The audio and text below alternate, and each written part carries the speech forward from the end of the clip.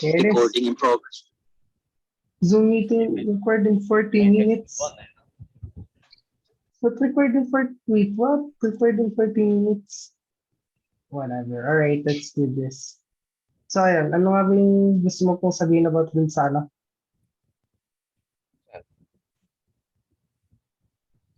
Yung about dun sa survey. ano?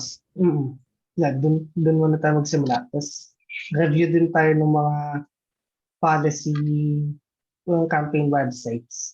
Yeah.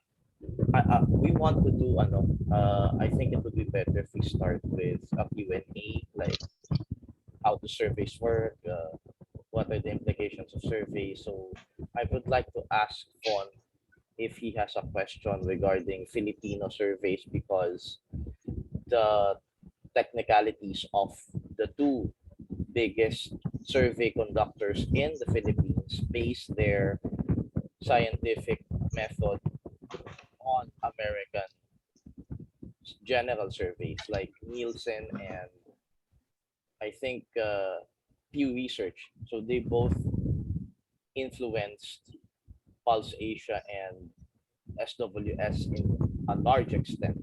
So I want to know, or I want you to ask me what you want to know about surveying, because I work for a survey firm, and I can say with all honesty that it is not really manipulated to the point that its aim is to manipulate people. Okay, maybe there are certain surveys that are doing that, but not 100%. You can't actually manipulate results of a survey. It would look very weird to the point that the margin of error would be mathematically disturbing. Or into math. Even if you wanted to, can't really skew the results of a survey for your agenda. Like for example, 38% wants the death penalty to be revived in the Philippines. So you want it to be higher, right? You want it to be 50+%, but you can't do it because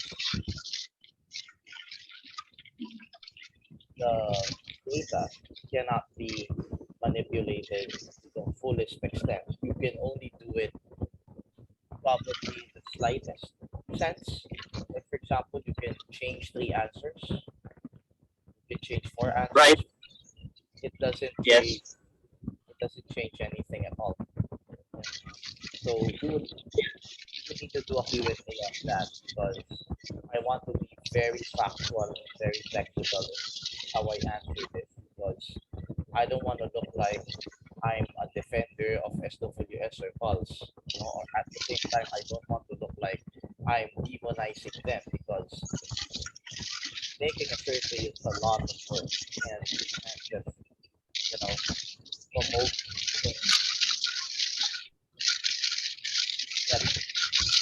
Yeah, so the methodology, right, is very important.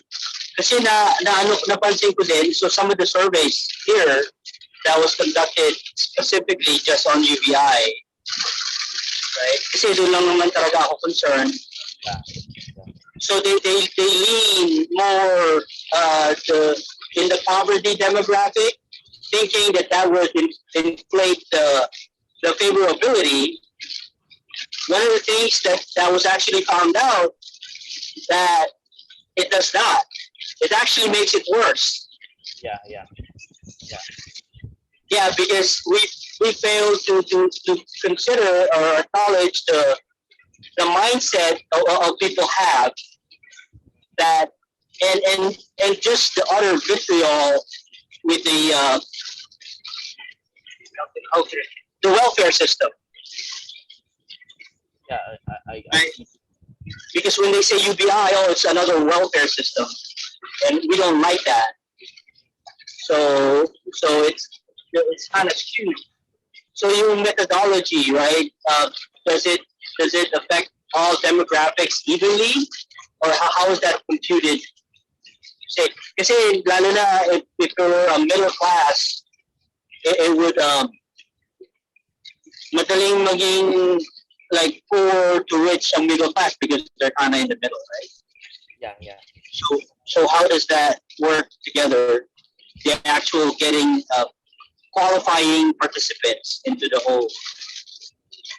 So the first thing I would like to answer is the number of respondents topic at hand. Like for example, in the United States, they would they would go to a particular state, go to a particular county, and then they will randomize the respondents. So I think Oh, okay. that's the reason why certain surveys about a particular issue, like the UBI, is being skewed, or in a way your results are varied because you randomize your respondents. I think the flaw of that is you need to increase your number of respondents to 25 when you are doing an issue-based survey. Okay, Oh, okay. because there's a difference between polling and survey, like what I've told to our young fella right here. Polling is done when there's an election. Like for example, Biden, Trump. You poll Indiana, you Right. poll Virginia. That's Yeah, just right. so, which means to say that it's all subjected to change. The results will not reflect the survey polling, right? Survey Oh, issue-based surveys are done more strategically. Like for example, you want to go to the NAFTA, for example, in the Midwest. You have to make random meet the volume of impact of this issue. You can't just survey 2,400 people when you're talking about NAFTA because that is a national issue that needs more intensive okay. understanding. So I guess when we want to prove the validity of UBI, right? Because that's our main Yes, to conduct yes. that would include 10 to 13,000 respondents. Some say it's crazy, but again, this is an issue. This is not about your candidate for senator or for congressman, you know. So you have to the number of responses. The margin of Oh, error will look more valid. It will look more realistic than let's say +5 or -3 because yun yung nangyari dun sa survey na binabanggit natin wherein the the results didn't turn out well for UBI, and UBI was misconceptualized as another welfare approach to um, alleviating poverty or alleviating the high level poverty. That's right. employment. That's That's that's right. that's our answer to that. No, and like for example, I think people don't get the difference between a political poll and an issue poll. Like this is also done in SWS. If you can search the news, they don't do presidential Yes. longer because they saw that it is very irrelevant. Like, I mean, Oh, okay. in 2019, they didn't even do a senatorial survey because they wanted to elevate surveying in the country. So what they do is they measure the hunger levels of the country, they measure the economic status of the people, and Yes. that's more important because you want to know how people politically react to these things, and this will Yes. the leaders to understand what does the country needs or what is the most important issue to Filipinos this election cycle. Was it constitutional reform? Was it tax reform? Was it crime? Was it the war on drugs? Was it about the West Philippine Sea?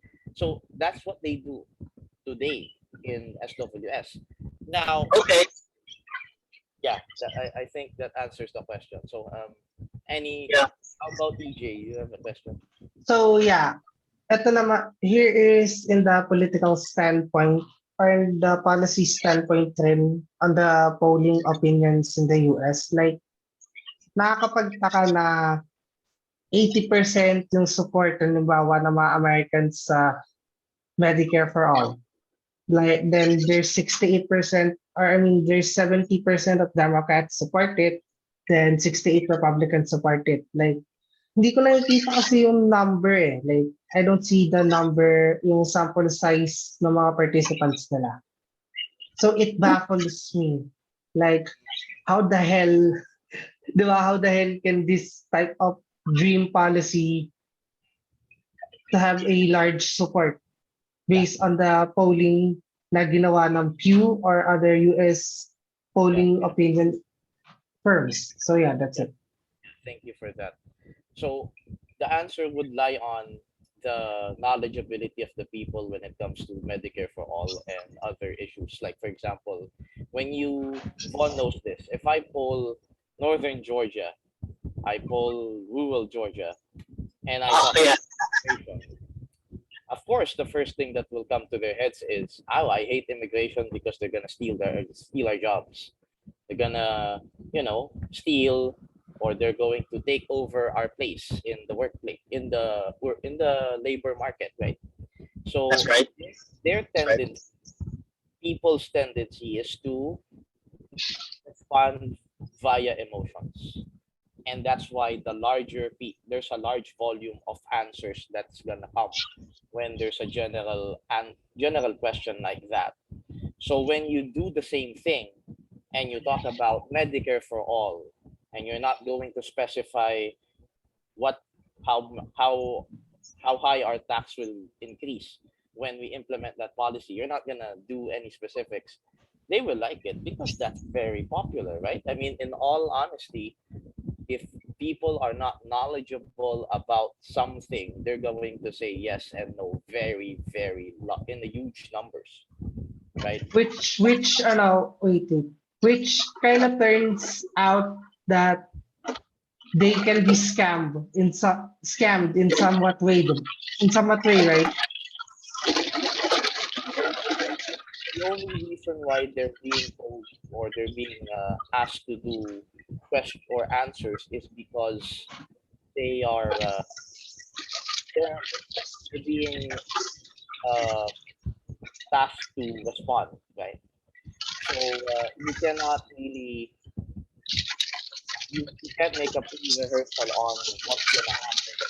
So the conductor of the survey would randomize everything, and then that creates high levels of numbers. Now, of course, there will be discrepancies because the flaw of the survey firms in the United States are they just make polling because they are assigned to make a polling for that issue. Diba? Unlike kasi sa kandidato, magiging elaborate yung iyong mga tanong because it's more on the personality. Like for example, do you like Bito work? Do you like Stacey Bucks?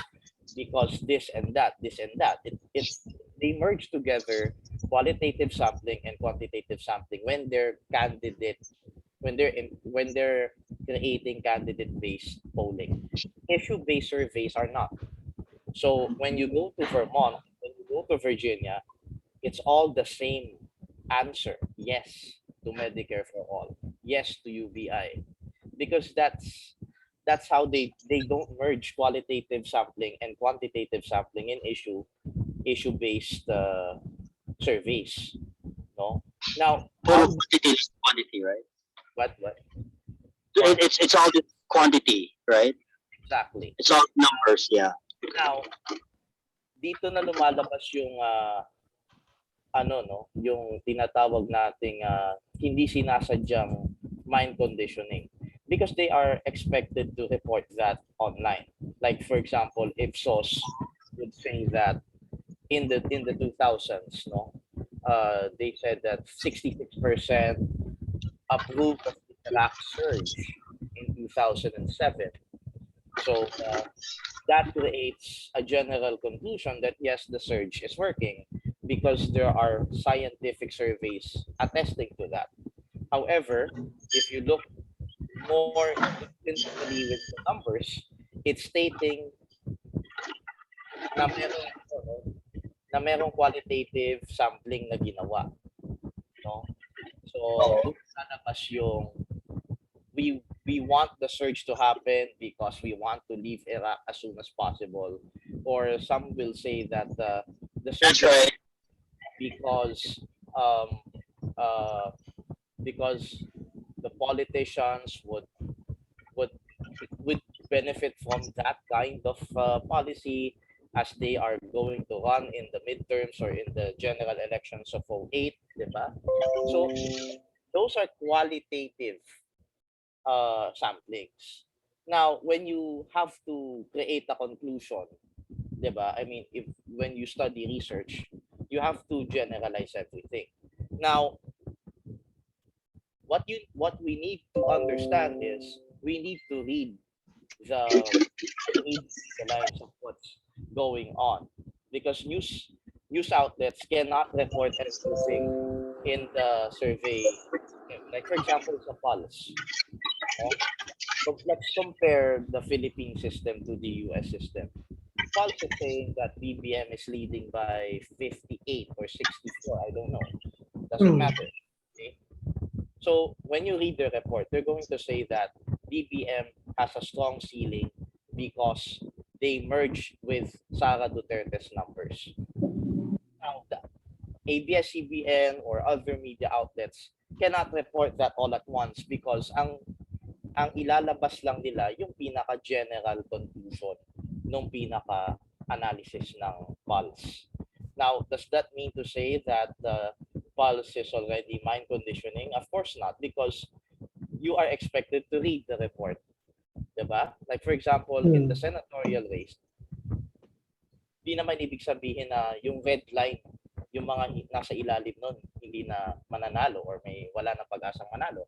What they're just trying to say is the numbers are showing where you are and what you need to expand that number.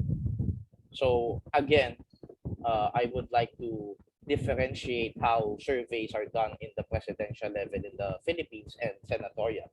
So sa US kasi, mas madaling magawa yan because they're only running in a state. Like for example, Biden and Trump would fight over battleground states. So hindi na kailangan ng Pew Research na mag-invest sa Massachusetts or sa Kansas because automatically they know that the dominant parties will gain ground in that state. So what they will do is they will just conduct samplings in battleground states, Michigan, Pennsylvania, Wisconsin, Florida, and in a way, even Texas was considered battleground last time, diba?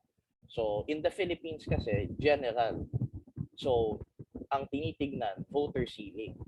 Now, if Bongbong Marcos and Sara Duterte fought the general, mababa ang ceiling ni BBM, mas mataas yung kay Sara. Which means to say that Lenny or Isko or anyone running would eventually take over because it's now a 5-6-way race, which in the Philippine setting is very, very convenient for a dark horse. So that was the conclusion of Pulse. They did not say outright that Bongbong Marcos has an insurmountable lead. It's not their fault. They're not even concluding that, to be honest with you. It's because of the general conclusion of the public. Because nakikita, ang layo na naman. Therefore, it's the people's assumption that is in play, not the manipulative notions of the numbers coming from the firms.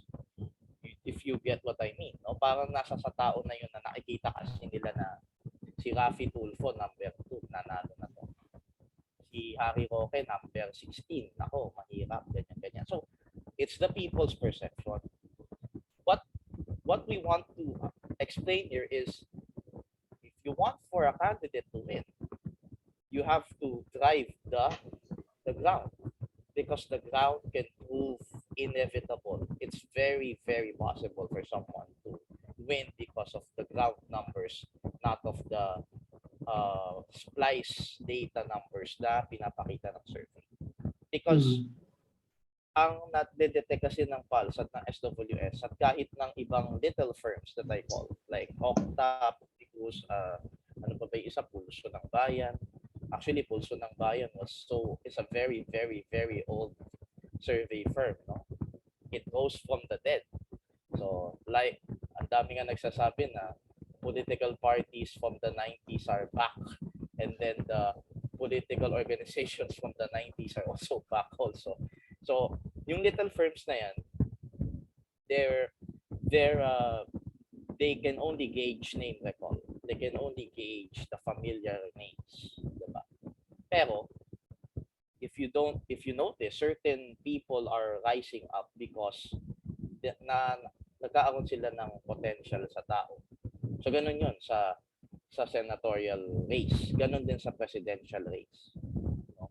So it's really on the people's minds kung saan nagkakaroon ng assumption, hindi sa pulse, hindi sa SWS. And why am I saying that? Because we have to be clear on bakit importante talagang may survey. Kahit sa US, kailangan yan because you cannot you have to have a methodology on how to win over more support. Like in the case of UBI, if we don't conduct surveys for UBI, we will just assume that everybody will like it, or we will assume that nobody likes it, or only a certain few likes it. Diba? So, how can you gauge that technically? Through surveys. So Now, so in having si Bongbong, di ba, matataas siya sa survey, right? So does that become like parang nagiging rallying cry or motivation on the opposition to start doing work, or do you think they're just gonna decide to kind of like, hey, lamang na naman siya? yeah, I mean, yeah. what for? What I mean, I think certain camps are using what we call internal polling. I mean, some people Yeah. from being camp are doing internal polling because, like what I've told you, the ground can change a lot. Okay, the ground or local campaigns changes everything, and that happened in 1976 in the US. Ford was leading by 5. If you review your history, no? Ford was really about to win, no? But Carter won in the end because he was able to gather rural areas in the Midwest and in the Mid-Atlantic, right? It also happened in 1990. No, not yeah, 1990. they actually called them the Peanut Brigade Yeah, or yeah, something like that. yeah. Because They went from small town to small town to small town, Yeah. advocating for Carter. Yeah. so same thing goes in 2000. So Gore was already leading by 11. Imagine that he was leading by 11, and in the South, he was leading in Tennessee. He was leading in he was leading in Georgia. He was leading in Arkansas. He was leading in Louisiana. But because Bush was able to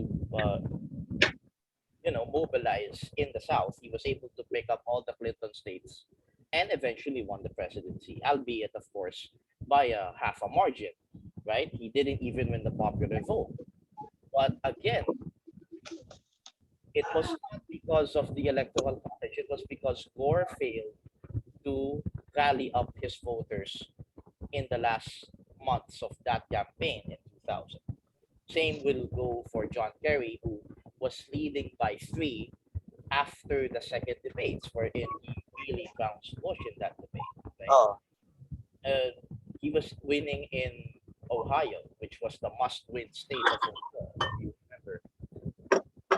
Lost by a half a margin because Bush was again able to mobilize certain people on the ground that can affect the national popular vote. And that is also the case here in our slide. No? So you can see that the BBM is leading. So ironic after the first debate. No. Joke. it's not the only thing that you should measure kasi. I mean, ito nga yung nangyayari dyan. BBM is the front runner. So therefore, katulad nga na sinabi ko kanina, the mindset of the local politicians is let's bet for the safe one. Let's do a safe bet, right? And that keeps his numbers up. At the same time, you are running on nostalgia. You're running on, we can debate all day, night long about, nostalgia for martial law, nostalgia for the market. That all factors in. However, you can see here that Robredo and the others can catch up still, because it can easily change in the last 3 settings. The gap, again, katulad na sinabi ng Pulse, and I think it's already a fact that because Sara and Bongbong united, their ground forces became more solid. No? Imagine if it didn't happen. Imagine that we are running Duterte versus Marcos versus Lenin Yes. versus it would have been 1992, wherein the front runner was Landing for the first 3 months, and then he was overtaken by Mitra, and then eventually Miriam came at the tail end of the survey. She was running first, and eventually in the battle of the ground games, won. Now, marami magsasabi na nanonood na, well, di ba nagka-brown out? Well, that's, again, when we're talking about polling and survey, it doesn't make sense to put that in there, no? Much like when Lenny won over BBM in 2016. Can you really say that nandaya because of the polling? Can we look at 2016 again? Yeah, sure. And right, so yeah, wait lang, So, kailangan kong humanap yung lang. ground forces kasi solid talaga. Ah. Even if, say, Robredo can get all the endorsements of all the former secretaries, wala naman silang posisyon sa gobyerno. No? And even if it takes care of Bicol and Southern Tagalog, it's still not enough because the ground is not technically big for her in Southern Luzon. She needs to take other regions with solid populations. No? In Wait, 2016, ito yung, pero bago po yan, here's my question, like, ini-implicate sa Twitter ng mga kakampings na Villar was top, di ba, as a presidential candidate. And si Pinoy, parang nasa 2 and 3 spot daw siya sa opinion polling, right? Then, nanalo pa rin si former President Aquino sa dulo. Then, second place si Villar, di ba? Like, actually, Erap was the second placer. Third place pala si former Senator Villar. Then, ito yung implication nila na, so una lang daw yon na mataas si Marcos sa opinion polling. Pero pagdating ng election day, matutulad din daw siya kay Villar. And a Lenny win is possible pa rin daw. Well, that has to, I need to explain this in the most methodological way possible. 3 things would need to come. Number 1, there has to be a steady decline on the Marcos side, which can be altered by a very, very bad scandal or a continuous absence on the debates, diba? That could happen, no? It could alter the traction of the race at yung ceiling ni BBM bababa. That's the first thing that needs to come. Number 2, Lenny needs to gain a lot of local government support. Why am I saying this? Because, again, that proves Pinoy's strength in 2010. Initially, they were all for Villar in Nationalista, diba? But because ERAP was gaining traction and ERAP was destroying Villar, no? Naglabas sila ng C5 etche nun. Ay, right, yeah. Stagnated the ceiling of Villar, and Pinoy took the lead from Villar and ERAP. at the end, no? And malakas din ang ground support ni Pinoy no 2010. It was one of the best campaigns. In the two best campaigns was 98 and 2010. Why did I say that? Because the ground game was really advantageous to both winning candidates. Actually, mas stable pa nga yun kesa noong 2016 wherein someone messed up. And I don't know who messed up, but Duterte wasn't expected to win that big, di ba? I've told you that in the GC. He wasn't expected to win 16 million. He was expected to win, but it was going to be very close, given how divisive the election season was 6 years ago. So what you want to do now is you need to gain all the local support you can get. And the third and the most impossible thing that will happen is someone's other opposition campaign will really stagnate to the point that he or she will be irrelevant in the counting in the elections. So that happened in 2004. Raul Rocco's campaign really stagnated. Same goes with Bing Lacson's first presidential fight. They both stagnated. And FPJ and Gloria was the one left to battle it out. And because nahabol ni GMA si FPJ, no? So regardless of whether or not Hello Garci happened, GMA would have still won that because FPJ was not taking the Rocco votes, was not taking the Lacson votes. It was going to GMA. So if Pacquiao's vote stagnates or his standing stagnates or Isko Moreno's vote stagnates, we're not so sure if Lenny will take that.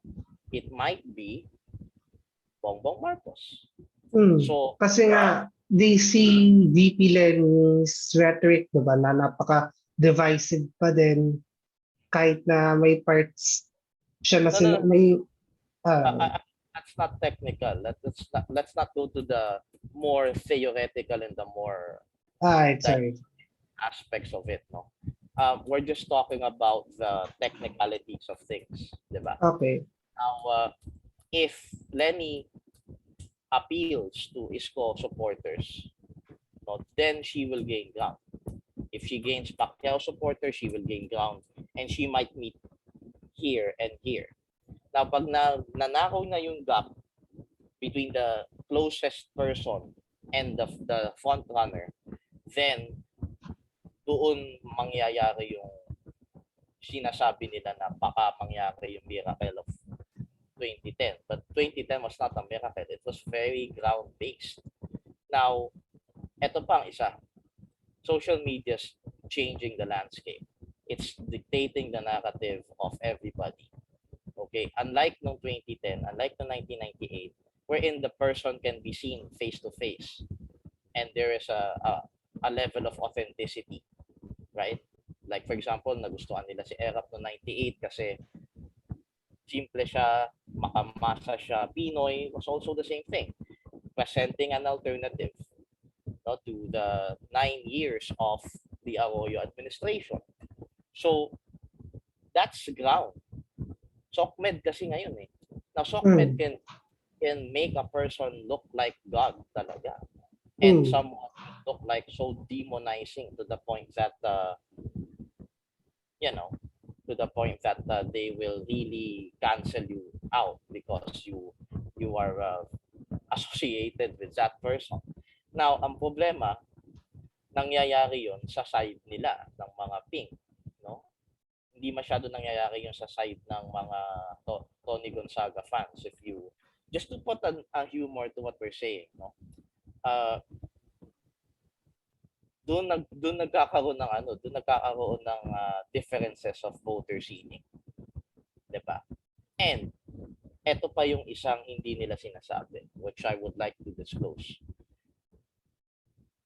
How many are the undecided voters?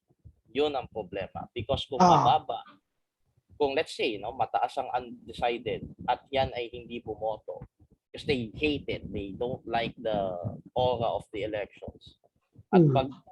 pag pumatak yan na 19 to 18%, minority president ang mangyayari dyan. Why? Because, let's say, yung 64% na yan ay equivalent lang to 14 million or 15 million votes. That's low.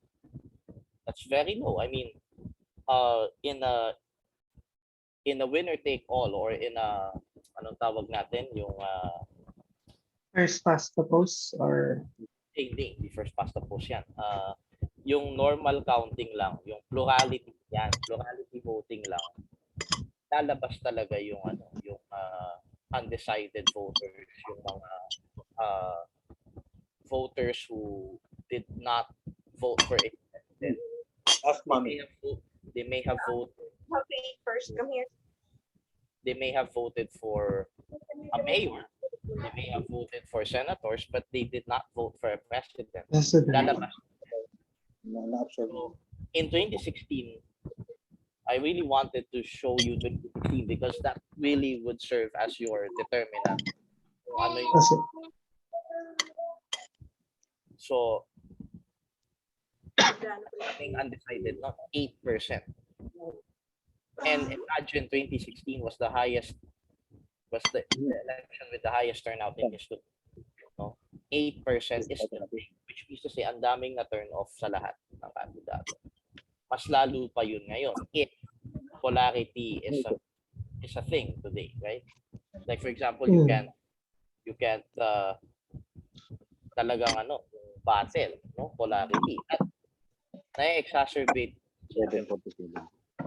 which is very, very dangerous to.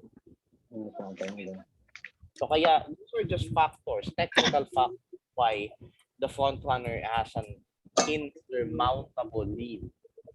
Because I don't think that it will be an insurmountable lead.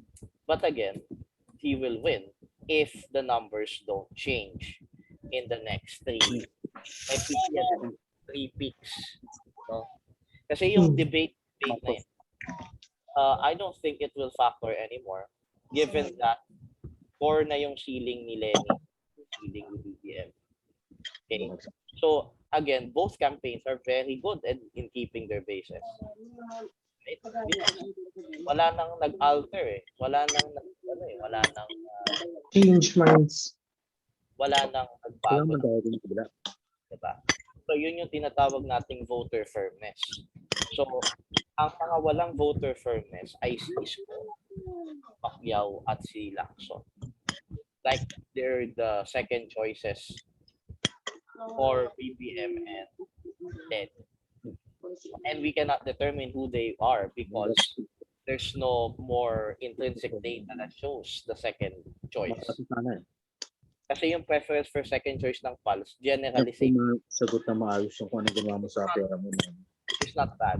But again, we cannot probe a person a day before the election. Bawal magpa-survey. No? Which means to say that, again, having a general statement na mind conditioning a survey is fallacious because people tend to change their minds within a scope of 7 months. And remember, in the Philippines, we have a heady year-long campaign season. And that explains why Villar's numbers were so high at the start. With that would explain Grace Post and Be Nice leads at the start, diba? So, kaya ganun yun. And then, syempre, mag-alter yung mga events, diba? Like in the case of Villar, yung C5. Yung kay Grace po, citizenship. Yung kay Bina, yung never-ending Senate hearings with, ano ba yon? Expensive Makati City Hall, di ba? Yung inalig. Sa assets nila. Oo. So, kasi hindi well, sabi mo nga po, wait lang. I'm not going to delve into specifics. I'm just saying that pwede mag-alter yung mga ganong klaseng issue. The problem lalo na sa negative, of course. But the problem is now, the president is not openly endorsing BBM. Yep. And he's doing his classic strategy that, bibitinin ko kayong lahat. no? Yun ang ano niya eh. Yun ang kanyang strategy. Which means to say that he's betting on someone we don't know. Or he's just playing it out. We don't know for sure because that's his skill set. No, I've said it time and time and again. That's a very good move because laging may kiss of death ang incumbency endorsement. Lagi nating tatandaan, wala pong nananalong presidente na ine-endorso ng incumbent. It happened with Jose de Venecia, he lost. It happened with Gibo Chudoro, he lost. Mar Rojas 2016 lost. He lost. So he's playing safe. No? Hindi siya nag-endorse ng kahit kanino because let's face it, even though he has good numbers, what people see is what they are feeling. No? Walang trabaho, napurnada ang negosyo, that will be attributed to the administration kahit ano pang kapopular ni President Duterte. Because ganun din yung kay Pinoy. Pinoy was able to sustain good numbers, yet people saw SAF 44, people saw Yolanda, Pork Barrel. Yun yung ano, you may be clean, but your administration is not. Ganun ang probing ng Pilipino. Ganun din ang mangyayari dyan. Kaya hindi siya talaga nag-endorse. No? Now, that will affect... So, nahihiwalay pa rin talaga yung personal self mo sa political self mo after all. Diba? In certain aspects, yes. But again, that also a fallacy of generalization because that is ano, no? That only happens for a short period of time and then balik na naman sa dati. Diba? Balik na naman yan sa name recall. No? Kasi dito sa presidential race, automatic na kailangan may name recall ka na eh. Diba? Kaya nga hindi umaakyat yung si Ernie Abella, si Lodi de Guzman. Well, I respect them as candidates, but they don't have the name recall. I mean, if we are all ideologically inclined to vote, yan ang mangunguna kasi they are expressing socialist values, conservative values, di ba? I mean, that's the name of the game if we were like that. But that's not the system imposed here. Yep. Sad to say, yun yung nangyayari na kailangan, automatic talaga na kailangan may pangalan ka. Hindi katulad sa senador na maybe you don't necessarily need name recall. You only need to present yourself as a newcomer, an outsider, and then you can win. Like in the case of Carl Batista, in the case of Luke Espiritu, hindi na sila, kumbaga, people want fresh names because senators are often caricatured or oftentimes seen in television or oftentimes elected time and again. So, nagkakaroon ng fatigue sa Senate race. Sa presidential, hindi. So, we have to take it with a grain of salt na it still is personality politics. It still is patronage politics to the core. No? May mga instances lang na na-alter ng isang goods politician yung name of the game, much like President Duterte is doing. Although kahit na ganun, kahit na sinabihan niya na weak leader, kung ano-anong ganun, di ba? So, hindi pa rin tumapla. Kasi nga, yung isa, I don't know, he may be playing it silent because he's going to drop the bomb when he's winning, di ba? So, ganun yun naman yung strategy ng mga Italiano people, no? So, I will be dead by the time this is recorded kasi sinabi ko yung Italiano. Pero sinabi rin naman Senator Marcos, wala daw siyang nahanap na gano'n. So, pero pinapakalat, di ba? So, na hindi man lang niya parang hindi niya man lang pinapatigil. Kinokonsente niya pa. Showbiz aside, no? Yun nga yung nagiging diyan. Yun yung nagiging counterbalance niya na I will not respond to anything, no? parang strategic yan. Hindi yan dahil sa out of ugali niya talaga yun. No? So, that also factors in. That's personality politics. People will instantly vote for someone na hindi gumagante, hindi... Yung bang parang he's trying to be the So, nagpapakasanto ka ba? Wala na kaso. Nagpapakasanto. No. I told this to Von many times ago. Lenny and PPM are competing for the most presidential award in this race. And it's good that you are trying to set yourself differently from President Duterte. What about the issues? Right? That and too much emulation of President Duterte is going to drag a candidate. Like in the case of Isko Moreno. Isko Moreno would have, present an alternative. But he's not doing it. He's actually asking for the endorsement. Outright endorsement. Just to keep up with rising numbers. So yun nga yung mali eh. So we all know that this could change, diba? They all know internal polling that ground games are more efficient in winning compared to static poll numbers.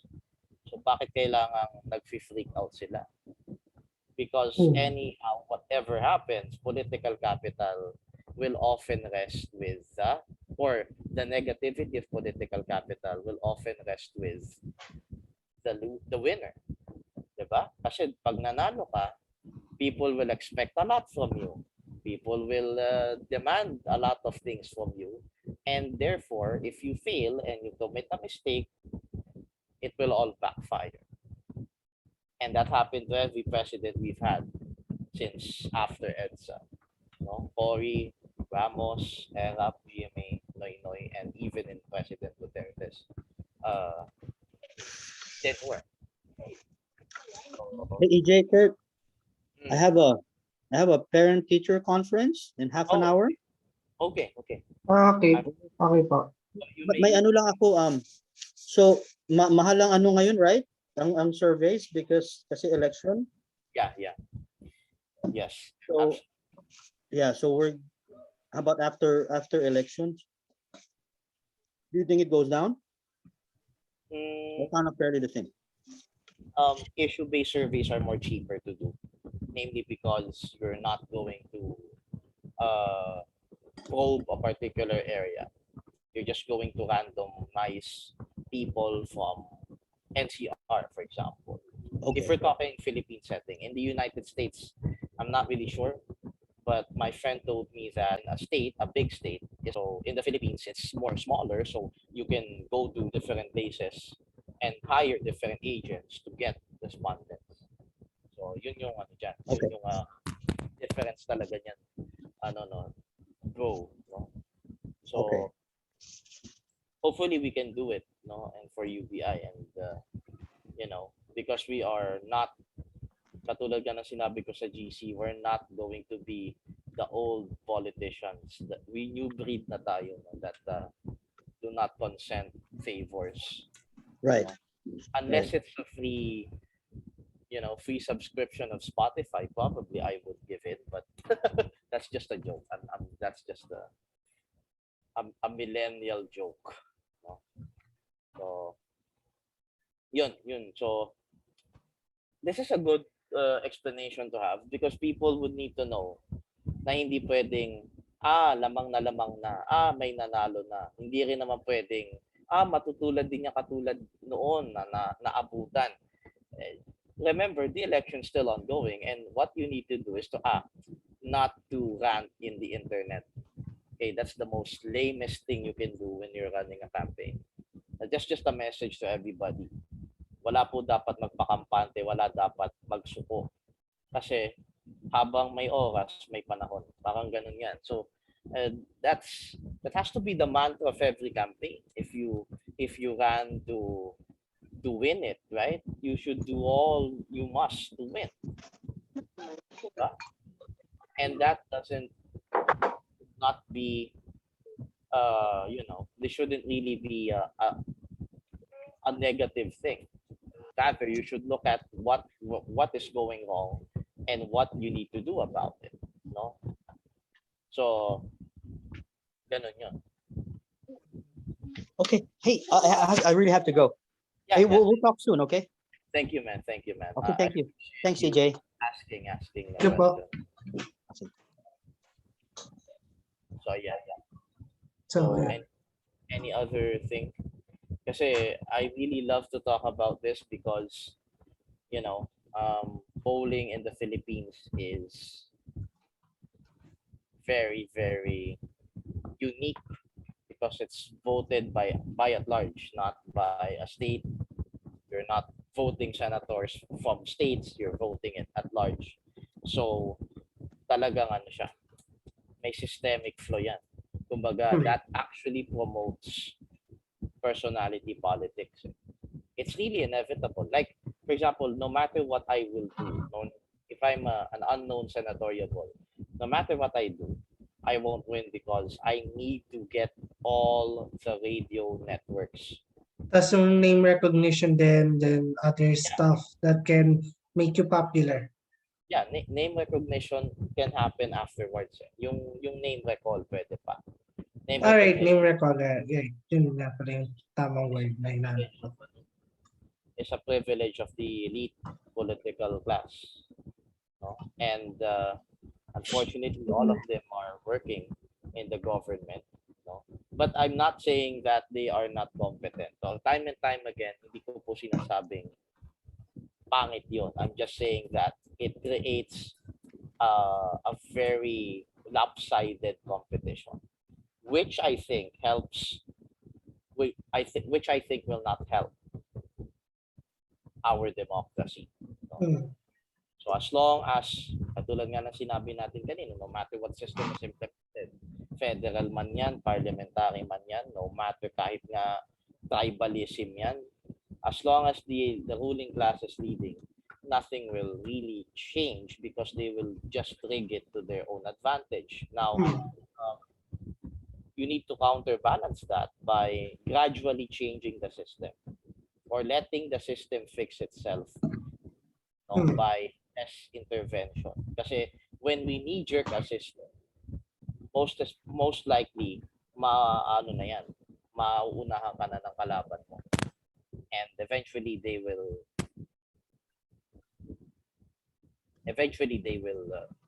retain their perpetuation of power, which is what most of, or which they always do. They don't really, Not surprised.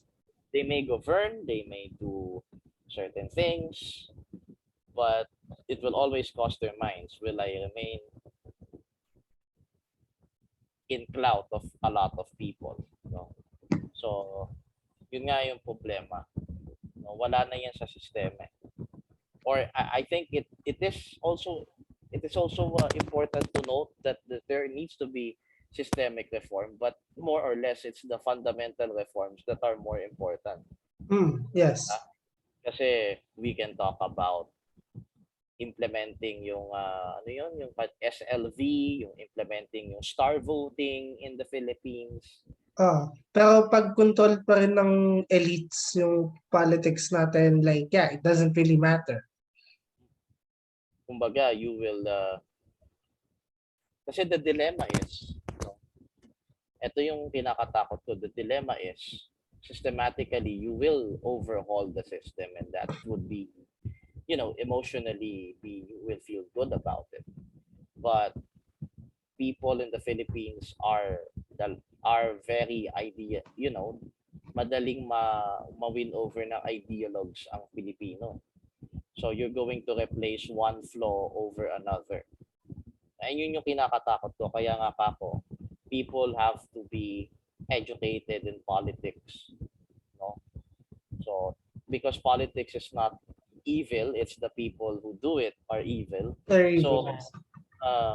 we have to be really aware of what's gonna happen. No? We have to be aware of the minds of the politician, and we should not always believe what they say. No? Kaya nga, naiinis ako Okay.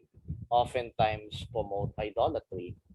No matter what side you are on. Ang pangit nun because again, gradual change happens when we mature our political viewpoints. Kaso, ang dami rin talaga, marami rin talaga sa mga firm, marami rin talaga sa mga firm core supporters ng mga candidates na talagang naniniwala na sa kanila eh. Diba? Wala nang change of mind. Or Yeah. wala man lang, parang wala man lang Walang masamang, wala man lang raising of eyebrows of yeah. doubts. Yeah. There should always be a gray area and there should always be people playing the devil's advocate to their candidates. Yun yung mali eh. Walang masama sumuporta talaga. Because that's you're right to support your chosen candidate. But the problem is you wouldn't have to always agree with what they say. Nangyayari tuloy, no? They will feel good about themselves to the point that they will be not focused on their goals, but rather their political capital. So that can inevitably happen to whoever will win, in all honesty, because there's nothing wrong in criticizing someone, especially in It should make them feel systematic. The na government in the Philippines is not efficient. We all know that. So, and of course, because people are not perfect, people are going to say a lot of things about you. And that is not driven by ethics and values. That's driven by impulse. No? Pagka meron kang naamoy na, a good joke, good example. Kunyari, meron kang naamoy na may puto. No? Ano ba nagda-drive sa yung sabihin ang baho, may puto? pag naamoy mo. Ethics mo? Values mo? Di ba hindi? Ganun Hindi. din yun sa government. When you Senses see mo. something wrong, your impulse will tell you something is wrong, something is heavily going wrong. But the problem is, on the other side of the coin, if you want to change something, you need to make or provide an alternative. Yun yung mali naman nung dada ka ng dada, but you're not empowering reform. Diba? Kasi kailangan may pinanggagalingan yung gusto mong mawala eh. May ipapalit ka. So that's just, I mean, like what I've told you, I mean, criticism and reform goes hand in hand. To the point that I would rather have people from the academe lecturing people in the government instead of the other way around na ina-appoint nila yung mga kakilala nila sa academe tsaka sa military so that sila yung gagawa para sa kanila. Kasi pangit yun. That only leads to further destabilization of the government. The degradation of the state. So yun yung yun lang naman. So it's very important that we look this up in all honesty. So I guess we'll see it dun sa debates mamaya. I'm not going to. I don't think the debates can change anything. So. Sabagay. No, but what I'm talking about po is yung sa criticism natin sa mga magiging rhetoric nila. But it's no. In all honesty, hindi nga ako pabor sa debate talaga. Because it will just water down what you're saying. Kahit to sa SMNI, it's watered down. I mean, there's a lot of things that needs to be considered when we impose nuclear energy, when we impose a non-aligned foreign policy. Ang daming implications, no? And you need to know more about that. And that's not, hindi lang enough yung nakikita ka at nakikipagtalo ka sa ibang kandidato. Kasi entertainment yun eh. Halata. Honestly, no? Kung saan napunta. I mean, if you look at that debate, no? Paulit-ulit ko sasabihin yan. Nagsimula yun sa, are you in favor of lowering the age limit concept. Oo. Tapos shinif agad nila sa other Oo, topic. Marcos, merong anti-Marcos, may apologist. Wala tayong mapapala doon. Mm. Wala talaga tayong mapapala doon. Kaya nga ang nag-shine ay si Carl Balita because he was not for entertainment. Oh, he was focused. He was focused on what he wants to achieve and not to say the same thing over and over and over again.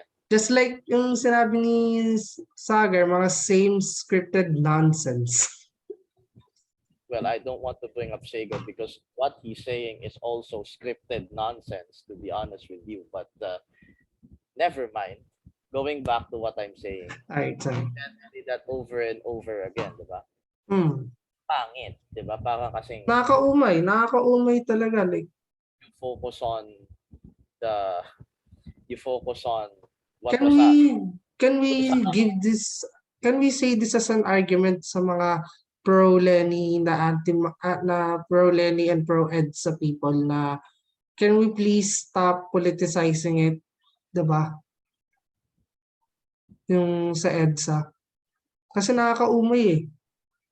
Tapos pag sinabi mo, hindi, like, if I say that to them, they're gonna counter me na, Marcos, apologist ka ata, or parang maka-fascist government ka, di ba? Yung parang mga ganung old school arguments. Or EDSA, people power, ignorant daw ako. Like that. Well, I'm not going to go far as saying that stop politicizing EDSA because it's the other side that's twisting the narrative na eh. Like I can say that in 2013 because it was often brought up in, diba?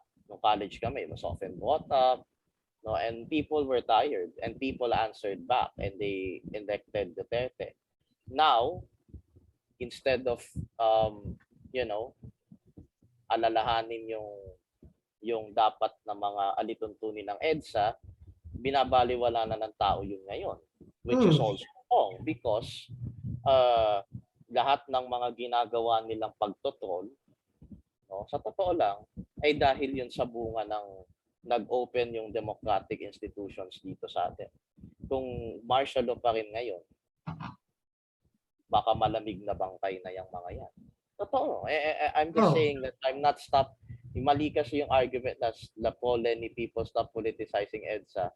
Hindi naman sila nagsimula nun eh. It was ignited by that video about the Aquinos noong 2011. Nakita ko nga yun. So honest about it, no? So they're saying that Marcos is the lesser evil. Tapos ginatungan nila na mas mainam pa nung panahon ng martial law, ganyan. So syempre, the other side would counter. So ito nga yung sinasabi ko na the issues are being ignored kasi napopoliticize or hindi naman napopoliticize pero nagkakaroon ng ng bragging rights ang bawat isa. And that's why we're stuck in this hellhole. No, hindi lang isang kulay ang may kasalanan, lahat actually, because nobody's innocent in politics, remember that. Yeah. Katulad sa US, no, I'm not going to side with the progressives because they have a fault in that. The conservatives have a fault in why the United States is not the same anymore. It's a polarized shithole, no? Given that they are the largest economy in this planet, di ba? So, katulad sa Ukraine, you can't praise Putin and you can't praise the West because they both failed strategically to maintain peace in the region.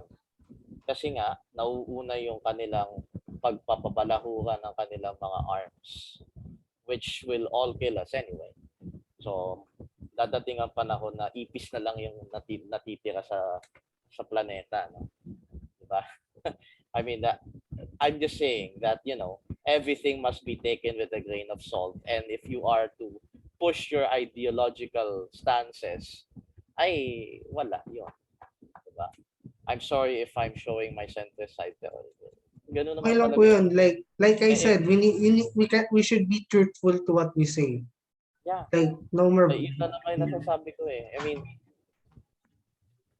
Katulad niyan, no?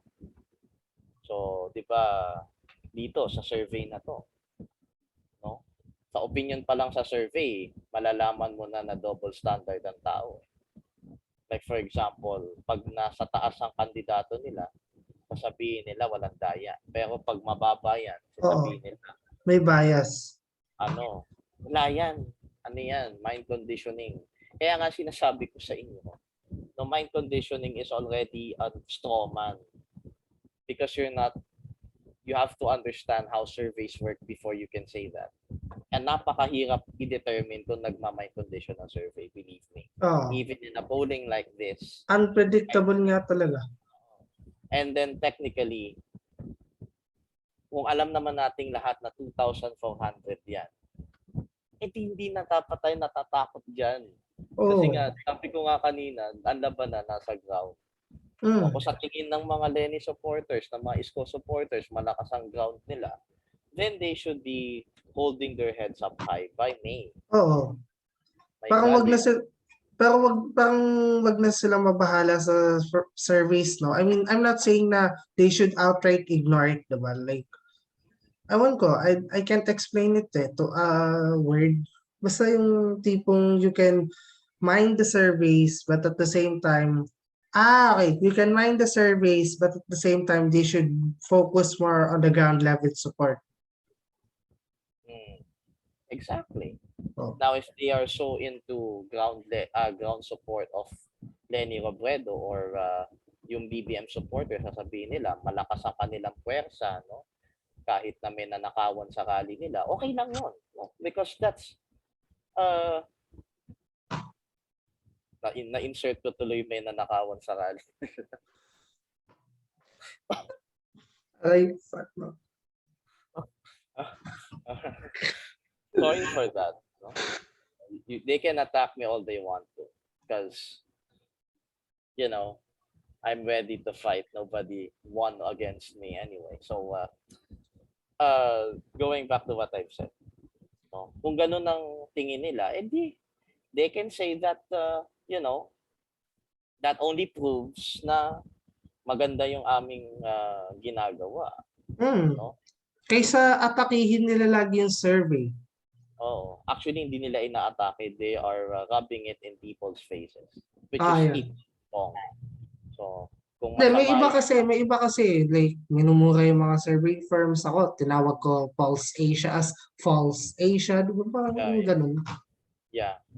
So, come to think of it, hindi po propagandist yung nag-head ng mga yan. So, I am very, very, very careful in saying eto, rigged itong survey na ito. Eto, nakakapagduda yung labas ng survey na yan. Kasi to be honest, medyo na dali ako ng anti-BBM deranged syndrome eh. So, parang dead man na lang sa akin yung survey. Like, okay, kung basta wala na akong ano sa survey eh. Tingnan ko na lang yung ground support din para sa... Kaya makikita mo may mga dots yan. Ito yung mga peak ceilings nila. Yan yung sinasabi ko. Actually, bumaba pa nga yan. Actually, there was a time nandito na siya. And that's 65%. So,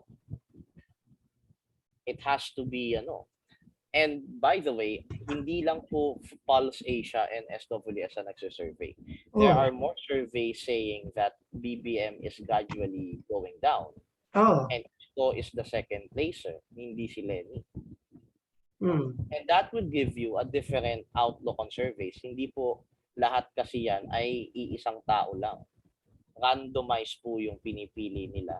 So therefore, hindi natin pwedeng sabihin na rigged yan. Kasi otherwise, lahat ng mga bumoto rito ay taga Ilocos Norte o kaya yung ikalawang marami, taga Albay o taga Camarines. At saka ito yung another thing eh. Hindi naman kasalanan ng mga survey firms nga naman din talaga kung bakit ganun yung napaproject nila eh.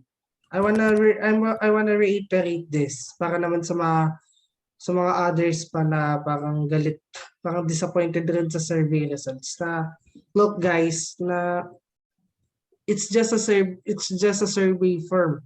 At saka siguro yung mga taong na sumasagot niyan gusto lang sumagot ng survey for the sake of answering it. Ayun nga yung sinasabi ko kanina, di ba? Like, yung quantitative sources at qualitative sources, hindi pinag-merge pag nagpapakita sila ng graphics. Kasi in quantitative surveys, syempre, technically figures ang ibibigay mo. Hindi yung bakit. Hindi nila sinasabi bakit si BBM, bakit si Lenny, bakit Oh. Kaya nga, ako nga, if we are to reform how we do engage political mindsets of people, we don't do debates, we do forums, we do Forums interviews instead. Because we will know a person more. At the same time, the more the person can have extra exposure, no? And that's gonna be Okay good. nga Kasi rin, okay nga mas rin if nakikita ka eh. podcast interviews din talaga yung sinasabak nila eh. Yeah, but podcasts are for, I'm afraid to say this, it's very elitist to do it right now in the Philippines. Kasi Oh, may isa akong algorithm na nakita na karamihan kasi na nagpo-podcast mga mayayaman.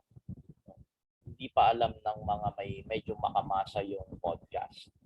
They only know streaming sites, but they don't know podcast. Kaya nga, malakas ang propaganda sa FB kasi lahat nakakapag-FB, lahat nakakapag-YouTube. Sinuwerte lahat lang yung mga ibang sinuwerte lang yung mga iba na na nakapag-podcast. Totoo yun. I mean, Because podcasts mga ibang kilala ko kasi di naman mayaman eh. Not wealthy financially eh. Like, nanonood lang sila talaga eh. Dahil nga sa grind nila. Ayun na. I mean, I'm sound like I'm trying to defend them, pero I think that's I'm not denigrating. Actually, maganda nga ang podcast kasi magiging open yung thoughts mo, di ba? Like what Joe Rogan is doing. And you can talk for hours and hours. I don't like him anymore because now I have to have a different streaming site just to listen to Neil Young and the others. Anyway, that's not the issue, no. Yun nga, mas maganda yung podcast kasi magiging open yung thoughts mo and you can explain things even more deeply, diba? Pero yun nga, ang sinasabi ko lang, reality on the ground kasi hindi pa siya talaga impactful dito sa atin. Sa US, yeah. I mean, Joe Rogan, sino pa ba iba? Yung The Daily Wire, lahat conservative, no? Brett Weinstein. Hindi naman right-wing si Brett Weinstein. Pero, basta yung mga podcast na yun, yung Pod Save the World, yung mga ganyan, yung iba. Yan. So, I guess I have to end now kasi I have to sleep for tomorrow. Alright. Okay, So, hindi na tuloy yung review natin ng ano. So, I guess, next... we have to have fun for this because I think we can so next episode. Like, reviewin natin yung ano, like I said, dun sa GC po, na reviewin natin yung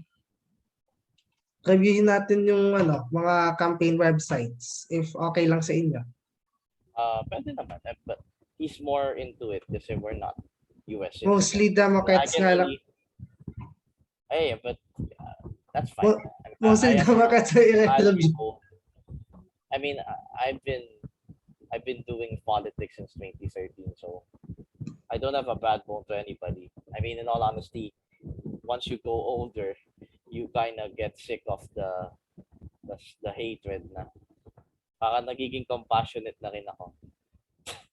I mean, maybe there's still pet peeves, pero hindi na ako. I mean, if hindi ko man sila kasundo sa politika, hindi ko na sila pinapansin. Ganun lang naman ako. So, okay lang. I mean, if we are to review those people, then let's show what they got. Or they have to show us what they've got. So, yun lang. So, good night and thanks for Okay po.